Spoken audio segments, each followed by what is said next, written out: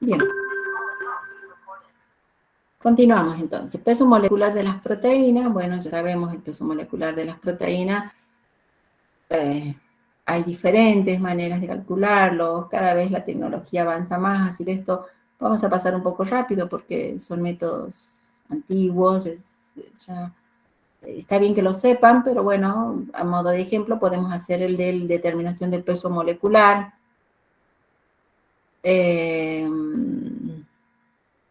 A partir de la presión osmótica. También puede ser por velocidad de sedimentación, por técnicas de ultracentrifugación, ¿sí?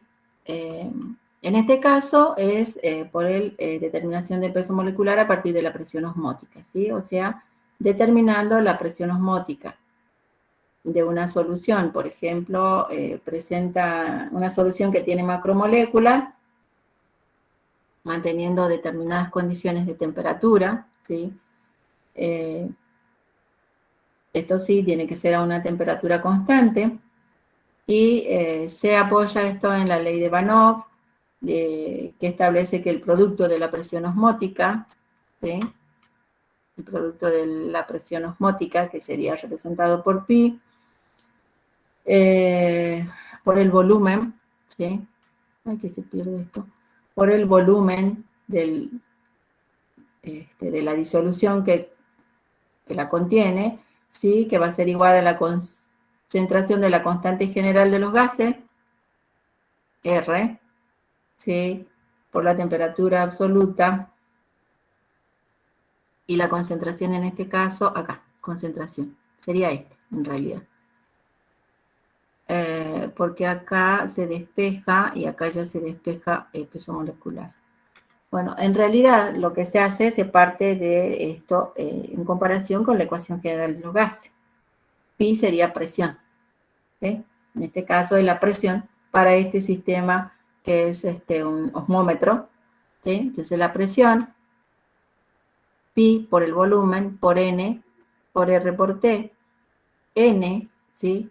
Es gramos sobre peso molecular, por lo tanto de aquí se puede hacer pasaje de término, B pasa dividiendo a gramos y eso me da la concentración, gramos en volumen, y dividido el peso molecular.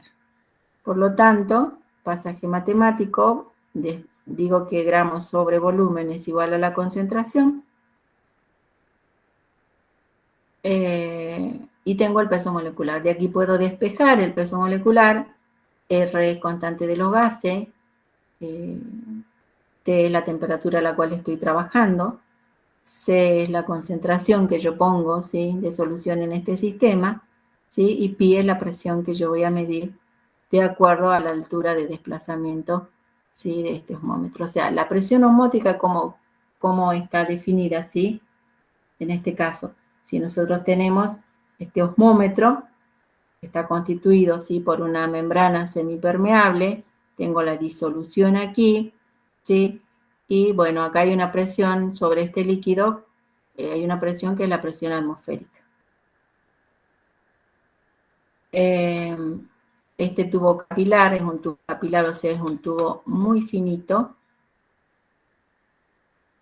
Y en ese tubo yo voy a poder medir la altura del desplazamiento, ¿sí? ¿Por qué? Porque esta solución que yo puse está más concentrada que esta en la cual el solvente está puro.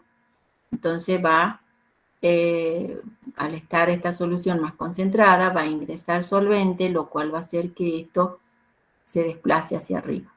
Pero la presión que yo ejerzo para evitar este desplazamiento, o sea, este delta, acá está como X, este delta de H, es la presión osmótica. ¿Entendés? O sea, en este sistema, si yo tengo una solución más concentrada y acá tengo el solvente puro, ¿qué va a pasar? Va a ingresar solvente. Va a ingresar solvente, en este capilar va a subir el volumen, pero la presión necesaria para evitar que ahí se produzca ese desplazamiento es lo que se conoce entonces como presión osmótica y se mide en atmósfera. Por lo tanto, voy a tener todos los términos, despejo peso molecular y determino el peso molecular. Ay, acá no tengo otro gráfico. Acá, este gráfico está más bonito, ¿sí? Está mal ubicado, ¿sí? Entonces acá está cómo funciona, ¿sí? El agua está en este recipiente y aquí tengo una solución hipertónica. ¿Qué quiere decir más concentrada? O sea, tiene proteínas. La característica es que, aquí había una membrana. Las proteínas no pueden atravesar esa membrana, por lo tanto solamente el agua va a ingresar, ¿sí? Entonces, la altura H equilibra la presión osmótica al entrar el agua, ¿sí? O sea, es lo que decía. La presión necesaria que se aplica para evitar este desplazamiento es lo que se conoce como presión osmótica. Ahí está ilustrado mucho más bonito. Bueno, esa es una forma de determinar el peso molecular. También se puede hacer por análisis de sedimentación, se puede hacer, son diferentes métodos. Y luego también, ¿sí? O sea, por sedimentación es con midiendo una constante de sedimentación y una velocidad de sedimentación que no vamos a complicarnos más. Y la determinación del peso molecular también puede ser por dispersión de la luz, ¿sí? Otra técnica es cuando, vieron que nosotros, es el efecto Tyndall. Vieron si nosotros, por un rayo de luz que atraviese, que entre por una ventana, si nosotros miramos, hay como si las partículas que están suspendidas en el aire, es como que uno las ve porque están reflejando esa luz, ¿sí? Al ser esas partículas no tan pequeñas, de alguna manera reflejan la luz. Bueno, el efecto Tyndall es así, ¿sí? Es la dispersión de la luz, o sea, la luz incide sobre las micelas coloidales que están en la disolución en las proteínas, y esa intensidad de la luz que se dispersa y la que se refleja, ¿sí? O sea, esa luz que incide en la molécula y luego se refleja, me permite deducir por la técnica de dispersión de la luz el peso molecular. No lo sé, nunca lo utilicé, solo lo nombra el programa y dice que describe de esa manera por el efecto Tyndall. Bien, después tenemos la cromatografía de exclusión molecular. Bien, ese es, luego vamos a ver más en detalle, pero es la cromatografía, siempre consiste en una base sólida, en una columna, ¿sí? Sobre la que yo voy a poner la muestra de proteínas y luego voy a agregar, ¿sí? Un diluyente. ¿Qué va a pasar cuando yo agregue las proteínas? Van a pasar a través de esta columna, ¿sí? Pero tengo que seleccionar el paso a través de la columna, los grupos de proteínas, ¿sí? Y en este caso también se conoce como cromatografía de exclusión molecular o de filtración en gel. Y se da por el tamaño de partículas. Esta mezcla que está en esta columna tiene esferas, sí, que son grandes, pero que tienen cavidades pequeñas, tiene como un entrelazado pequeño. Entonces, las de mayor tamaño, sí, se van a desplazar entre esas esferas, y las de menor tamaño van a quedar, sí, en el entramado de esas esferas y van a tardar en pasar. Por lo tanto, van a pasar primero las de mayor tamaño, que voy a ir recogiendo acá en diferentes eluatos, y luego las de tamaño medio y luego las más pequeñas, porque son las que más se introducen en esas cavidades y tardan más en pasar. Bueno, eso a grandes rasgos es lo que pide el programa cromatografía de exclusión molecular. Y luego me habla de está mal ubicada la diapositiva, la naturaleza coloidal de las proteínas, ¿sí? Dijimos que hablamos de coloides cuando hablamos de proteínas, ¿sí? Y esto está en relación a lo que son las dispersiones coloidales, dispersiones verdaderas, ¿sí? Y está en relación directa con el tamaño de partículas. Hablamos de dispersiones directas, ¿sí? Que son las soluciones. Partículas menores a 1 nanómetro. de dispersiones coloidales, ¿sí? Cuando las partículas están entre 1 a 100 nanómetros.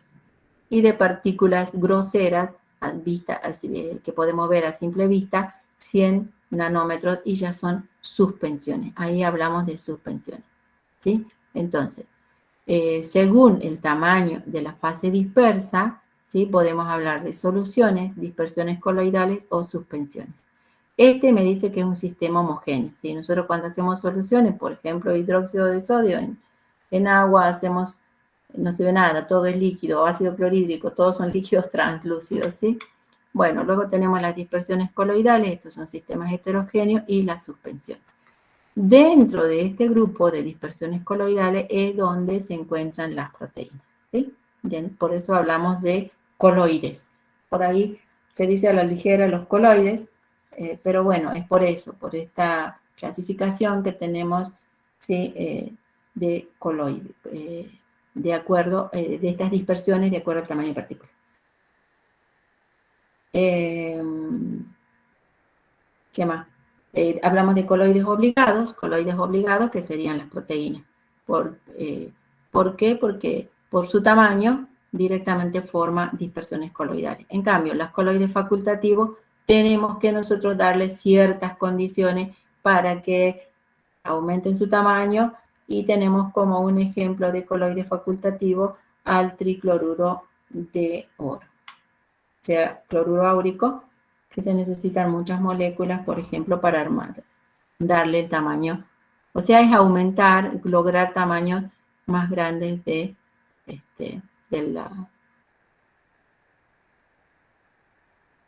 las partículas dispersas. Bien, eso es. Y luego tenemos obtención y criterios, ¿sí? De la pureza de las proteínas, que ya lo vimos, ¿sí? Porque vimos que podíamos obtener las proteínas, un poco estuvimos viendo cuando cortábamos los segmentos, ¿sí? Pero bueno, o sea, yo tengo las proteínas dentro del reino animal, lo que es vegetal, y constituyen, siempre están en una mezcla compleja de sustancias, ¿sí? Entonces, para separar, a eso se refiere acá, con cierta pureza, existen otros métodos, ¿sí? Ultracentrifugación, electroforesis, agregado por precipitación, o sea, agregando algún agente precipitante, ¿sí? Eso es al comienzo, digamos, ¿sí? Porque nosotros hablamos de que, bueno, vamos a secuenciar las proteínas, pero las proteínas están dentro de un marco de complejo, ¿sí? Entonces, hay diferentes métodos que me permiten de alguna manera tener solamente las proteínas para iniciar con todo este trabajo de separación que vimos. Es complejísimo, ¿sí? Es mucho más, obviamente. Una de las técnicas que nombra ahí es la electroforesis. Y bueno, una corrida, nosotros tenemos todo un práctico de electroforesis, así que no hay problema con eso, ¿sí? Pero en función de cómo se da la electroforesis, ¿sí? Se cargan las partículas negativamente y en este caso, si es una anaforesis, y van a migrar al polo positivo. Y entonces se va a producir la separación por la migración. Cargamos las proteínas negativamente, entonces va a migrar al polo positivo y se va a producir una separación.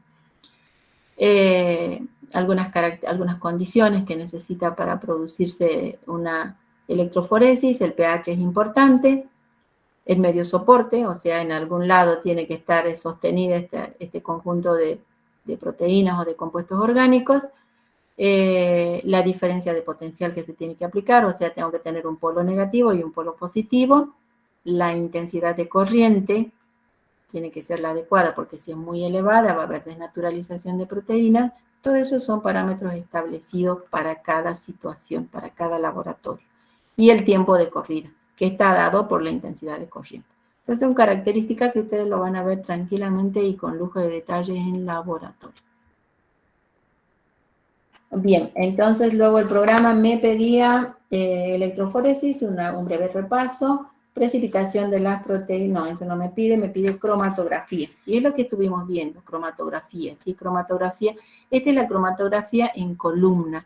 Está la cromatografía en papel, que la vimos cuando separábamos para separar aminoácidos, ¿sí? Eso ya la vimos, pero Esta es la cromatografía en columna, que acá está un poquito más desarrollado, donde me explica que ponemos la muestra de proteínas, que se llama fase móvil. Tenemos una matriz sólida, ¿sí? Estacionaria, es porosa, por eso permite el paso de las proteínas, y bueno, aquí es donde se recoge el efluente, y un depósito de diluyente. Como va cayendo el diluyente, las proteínas se van separando por grupos, ¿sí? Y esto, bueno, no es tan simple, porque hay que ver si es muy largo el tubo, diríamos que se van a separar mejor, pero no, se hacen difusos las separaciones, si es muy corto, están muy unidas, en fin. Bueno, toda una técnica de separación que ya está todo por tecnología, ya está hecho, ¿sí?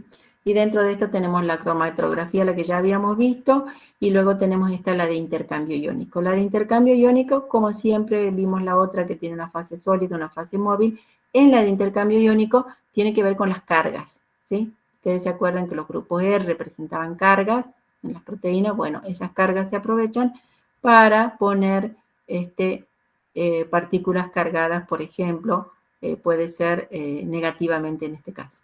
¿Sí? Si cargamos negativamente, añadimos la mezcla de proteínas, ¿sí?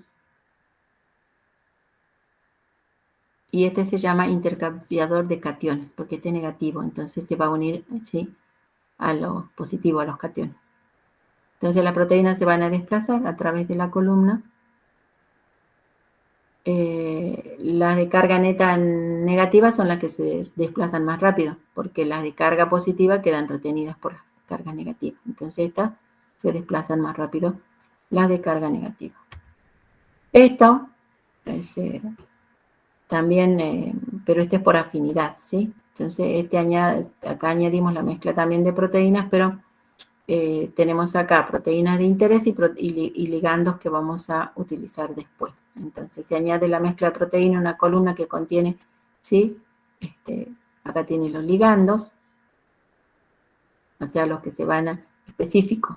Entonces para este ligando se va a unir con estas proteínas que acá está representado como con una lunita, ¿vieron? Bueno, se va a unir solamente a esos. Entonces a esos son los que se van a retener y que luego van a ser recogidos en último momento, ¿sí? Porque la vamos a diluir con una disolución del ligando. Van a quedar retenidas por el ligando y luego con una disolución del ligando, al final vamos a obtener ese grupo de proteínas. Otra forma de separación diferente aplicando cromatografía, ¿sí? Bien, esa es cromatografía de intercambio iónico y tenemos esta fragmentación de las proteínas. Bueno, esto como veíamos, fragmentación de las proteínas, que habíamos dicho que podemos hacer un método, puede ser enzimático. Y acá hay todo si yo tengo ya la proteína separada, ¿sí?, un polipéptido, ¿qué hago?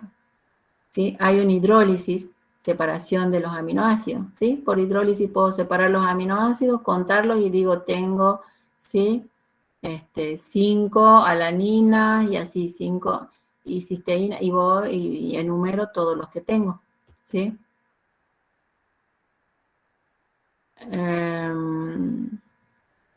Son 38 residuos de aminoácidos. Luego se puede reaccionar para detectar el residuo amino terminal, Sanger, fluordinitrobenceno, ¿sí? 2,4-dinitrofenil, no, el reactivo, y bueno, aquí se va a formar 2,4-dinitrofenil glutamato, o sea, el glutamato es el residuo amino terminal. Ya tenemos el terminal, lo detectamos por Sanger, ¿sí? Cortamos, ¿sí?, con tripsina. Si nosotros cortamos esto con tripsina, la tripsina dijimos que corta en arginina y en lisina. Entonces todo donde tengo arginina y lisina va a cortar. Acá tengo lisina, acá tengo arginina, ¿sí? Acá tengo lisina. Pero yo sé que el glutamato es el primero, o sea, este. Este va a ser el primer segmento. Y bueno, así como un rompecabezas, ¿sí? Por Edman, y luego esto se hace la secuenciación por Edman. Entonces, corto con tripsina, hago secuenciación con Edman. Corto con bromuro de cianógeno, hago secuenciación con Edman, es la misma, ¿no? Se trata de la misma, o sea, la misma proteína. Una, hago este tratamiento. Otra, hago este tratamiento. Con este tratamiento primero ya había determinado que que era la primera. Acá se ve más clarito, digamos. Entonces, esto está en inglés, por eso se ve más clarito. Y bueno, después les propongo a que ustedes, con tiempito, en comparación y con todo, como si fuese un problema, sin ver esto, que ya es el resultado final, traten de establecer cuál es la secuenciación de ese segmento, en realidad aquí dice del polipéptido, pero un polipéptido son muy poquitas, ¿sí? Los aminoácidos, es solo manera de ejemplo. Traten, ¿sí?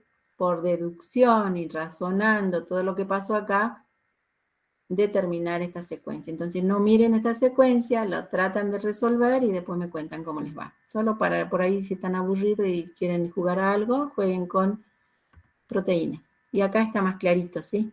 No miren el final, no tendría que haberles, tendría que cortar el final, ¿sí? Bien, tenemos entonces luego la diferenciación serológica de las proteínas y eso hace referencia a las proteínas que están en relación directa con el sistema inmunológico. Y cuando hablamos con el sistema inmunológico estamos hablando de la respuesta que dan los organismos a los antígenos, o sea, la formación o la presencia de anticuerpos, o sea, cómo se defiende ante patógenos los organismos, y acá está todo el sistema inmunitario, ¿sí?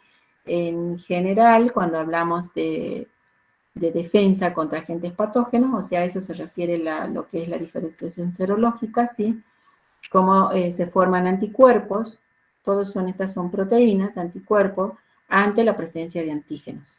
Y eso habla de un sistema de defensa contra agentes patógenos. Inespecífico, ¿cuáles son nuestro primer sistema de defensa? Piel y mucosa. Si no pasa por nuestra piel, estamos bien. Luego tenemos enzimas antimicrobianas también. Y también tenemos células y mediadores químicos, como son la inflamación y destrucción. Cuando le levanta fiebre, es por eso, ¿sí? Y se inflama. Bueno, son formas de primeros agentes, primeras defensas contra agentes patógenos. Y está eso es inespecífico, porque no dice la reacción específicamente contra tal bacteria, sino que ante un agente extraño, nuestro organismo se defiende. En cambio, el sistema inmunitario es específico. Y el sistema inmunitario, por eso dice que tiene especificidad, adaptabilidad y capacidad de memoria. O sea, esto está en relación directa ahora que estamos con el COVID, ¿sí? Entonces, lo que nosotros necesitaríamos es que nuestro organismo genere esto, la especificidad, la adaptabilidad y la capacidad de memoria. Es decir, que si a nosotros nos dio la enfermedad, tendríamos que tener en la memoria de nuestro sistema inmunitario las defensas. Ya ante un nuevo ataque deberíamos tener las defensas generadas, y eso no pasa. Así que bien. Bueno, dentro de ese sistema hay mucho para hablar, hay linfocitos B, linfocitos T, o sea, todo esto está, ¿dónde? ¿Dónde estamos ubicados? En la sangre, glóbulos blancos, ¿sí? Ahí tenemos los linfocitos B, los linfocitos T. Los linfocitos B, que son los que van a generar los anticuerpos o inmunoglobulinas, ¿sí? Vinculados con la actividad humoral. Y las inmunoglobulinas son las gamma-globulinas. Esas son las proteínas que nosotros vamos a ver cuando hagamos electroforesis, ¿sí? Y acá está, bueno, definición de antígeno y demás, que por el tiempo vamos a seguir avanzando. Pero bueno, ahí les dejo un buen resumen, ¿sí? Bueno, este es lo que hablábamos de la cinética de la respuesta inmune, ¿sí? Los anticuerpos que se forman ante una inoculación de antígeno, o sea, es la que hace la vacuna, inoculación de un antígeno, pero o sea, nos inoculan el antígeno, o sea, lo que nos ataca, pero ya está tratado, modificado, ¿sí? No es que nos van a dar. Entonces, por eso es inoculación del antígeno. Nuestro sistema responde formando anticuerpos y el tiempo en semanas puede ser, por ejemplo, 8, ¿sí? Hasta que lo destruye. Pero, si hay una segunda inoculación, nuestro sistema va a generar anticuerpos velozmente, ¿sí? Y en 2 o 3 semanas ya va a destruir todo. O sea, eso es lo que hace nuestro sistema por la memoria que tiene en estas inmunoglobulinas, que son, largo de hablar, son las gamma-globulinas, ¿sí? Que están formadas por cadenas pesadas, como son estas, 2 cadenas pesadas, 2 cadenas livianas, ¿sí? Con toda esta parte que es una parte constante y toda esta parte que es la parte variable. O sea, estos son los anticuerpos. Cuando viene un antígeno se ubica acá y en esta zona variable es donde es reconocida y luego queda en la memoria, ¿sí? Esa zona variable. Esa zona variable que son aminoácidos, son aminoácidos, o sea, son restos aminoácidicos de esta proteína que van a reaccionar, ¿sí? Se van a disponer de diferentes maneras para reaccionar ante diferentes antígenos, y queda en la memoria, que quiere decir que cuando otra vez se presente el patógeno lo reconoce inmediatamente, no necesita que se produzca ninguna modificación acá, por eso esto es variable, si no lo reconoce, tiene que producirse alguna modificación para que se pueda defender el organismo de ese patógeno. Bien, aquí está lo mismo representado, pero este es un IgG, lo que queda en la memoria, ¿sí? En la memoria. Cuando hablamos de IgG es porque quedó en la memoria, ¿sí?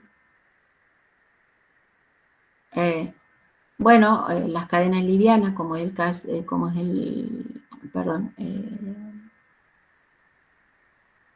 las cadenas livianas, como es pesada, por ejemplo, acá este anticuerpo está formado solamente por cadenas pesadas, como es el caso de los camélidos, y de ahí se saca esto que hablan tanto de los nano anticuerpos, nanobody, que se saca solamente esta parte para hacer bien todo un estudio, en fin.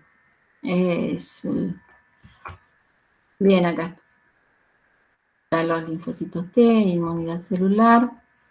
Bueno, acá hay otra forma. Bien, hasta ahí esto es todo lo que podemos hablar de diferenciación serológica de las proteínas. A ustedes no le pedimos, pero sí esto se desarrolla en más detalle con los chicos de biología, ¿sí? ¿Qué más tenemos? Bueno, dentro de las proteínas también podemos encontrar las esferoproteínas, y ahí tenemos las histonas, las albúminas y las globulinas, y dentro de las globulinas tenemos las gamma-globulinas, que son las que acabamos de ver, ¿sí?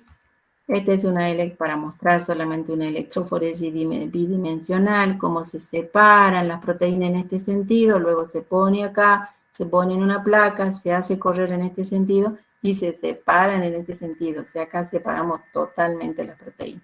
Nosotros lo que hacemos es, no en un, como en este caso que es en un tubo, sino que nosotros en un papel, en un celogel, medio soporte, separamos solamente en un sentido, ¿sí? Eso lo vamos a ver en clase, así que no hay problema. Esto también es para separar. Y esto, a modo de ver algo nuevo, algo diferente, ¿sí? Como ahora se habla de la secuencia de las proteínas, por el hecho de que no son simples cadenas, como decíamos, en la estructura primaria, sino que a veces estarán presentes sí o sí determinados aminoácidos, a veces no estarán, y a veces, bueno. Entonces, ¿qué quiere decir esta nueva representación que ustedes van a encontrar por ahí en la nueva bibliografía? ¿Sí? Si tenemos, ¿sí?, estos aminoácidos, como son, por ejemplo, acá, sí, tenemos la glicina, ¿sí? Ahí. La glicina y la alanina encerrada entre corchetes, me dice que en este lugar puede estar la glicina o la alanina, ¿sí? no va a afectar la función de esa proteína. Acá tenemos X por 4, o sea, tenemos 1, 2, 3, 4 lugares en los cuales, ¿sí? Perdón, 1, 2, 3, 4 lugares en los cuales puede estar cualquier aminoácido. No interesa el aminoácido, por eso tiene una X. Y aquí sí. En este caso, sí o sí voy a tener glicina, ¿sí? Y acá voy a tener lisina, sí o sí. Esto me está indicando que no puede haber un cambio. Y acá nuevamente voy a tener o esta o esta. Bueno, esas son las nuevas representaciones. Lo mismo acá. Voy a tener sí o sí, en este caso, el aspartico, ¿sí? Aquí me habla de una W, ¿sí? Si me habla de una W, es que puedo tener cualquier aminoácido, pues está entre llaves, menos, ¿sí? El triptofano. Bueno, y así. En este caso puedo tener, ¿sí? El aspartico, la N, ¿cuál era? La asparagina, ¿sí? O la S es la serina. Cualquiera de esos tres puedo tener porque está entre corchetes. Bueno, y así. Estas son nuevas representaciones, se llama secuencias consenso, es lo nuevo que hay. Solo para ilustrar un poco, secuencia firma es cuando hablábamos que se repetían, ¿sí? Las secuencias en diferentes especies, la misma secuencia, y en otra está ausente y entonces se dejan esos espacios cuando se hacen las secuenciaciones, y a mayor espacio que haya, menor afinidad en la evolución. Eso es para determinar evolución, que se hace en todo el gráfico de evolución de... ¿sí? Y bueno, esa es la relación con el código genético. Y acá tenemos un esquema simplificado de la coagulación sanguínea, que me parece que ya es el último tema. Sí. Inmunoproteínas e isoaglutininas. Esto está en relación con este esquema, si es de coagulación de la sangre, es un esquema muy sencillo. Lo que nos interesa es en qué consiste la coagulación de la sangre, en el pasaje del fibrinógeno que está en forma líquida en la sangre a formar la fibrina, que es el coágulo en forma sólida. Esa es, sí, en realidad la coagulación de la sangre. ¿Quién desencadena eso? La trombina. Pero la trombina no existe así en la sangre porque si no se coagularía toda la sangre. Por lo tanto, en la sangre se encuentra como protrombina. La protrombina que pasa a trombina y la trombina hace que el fibrinógeno sí, precipite como coágulo y se forme el coágulo. ¿Sí? En el sentido inverso, sí, se puede hacer en el sentido inverso y es cuando a partir de la fibrina se diluyen los coágulos, se evita la formación de coágulos, por ejemplo, cuando puede formarse coágulos en la vena y alterar todo, ¿no es cierto? Entonces tenemos acá que la trombina, a su vez, esto se va a acelerar, entonces la protrombina va a actuar sobre los aceleradores 5 que va a pasar que es una proacelerina, va a pasar a acelerina 6, ¿sí? Todos estos sistemas que acá los tenemos bien sencillos, graficados con números, estos aceleradores, ya tienen nombres, estructuras y demás según la bibliografía nueva, ¿sí? Pero estos, más el calcio, ¿sí? Van a activar el pasaje de protrombina a trombina. Pero también, además de eso, se necesita la actividad de las plaquetas, ¿sí? Con el calcio, ¿sí? Para la importancia del calcio, sí, en esta actividad de la coagulación sanguínea. Bueno, ahí un esquema simplificado. Esto se conoce como primera fase, esto como segunda fase, y esta es la fase previa, como está ahí bien indicado. Y esta coagulación se puede inhibir, ¿sí? Usando anticoagulantes como son la heparina, por ejemplo.